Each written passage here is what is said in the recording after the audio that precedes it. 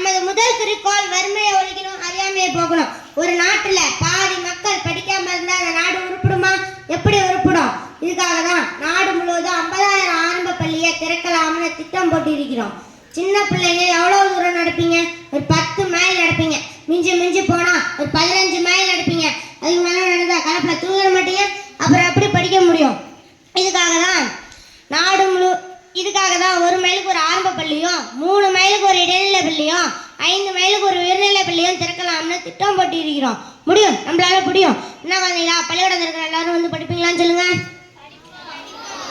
நம்ம எவ்வளவு கஷ்டப்பட்டு பள்ளிக்கூடம் திறந்தாலும் படிக்க ஏன் பிள்ளைங்க வரமாட்டாங்க? காரணம் வறுமை தான். இதுக்காக தான் ஒரு வேளை உணவு கொடுத்தாலாச்சும் வருவாங்கன்னு நினைக்கிறேன். அதுக்காக தான் மதிய உணவு திட்டம் கொண்டு வந்தேன். மாணவராகிய உங்களிடமிருந்து ஏழை பணக்கார ஏற்றத்தாழ்வு இருக்கக்கூடாதுன்னு தான் கட்டாய சீருடை திட்டம் கொண்டு வந்தேன். இப்பொழுது எல்லாரும் மகிழ்ச்சியாக இருப்பீங்கன்னு நம்புறேன். நன்றி, வணக்கம்.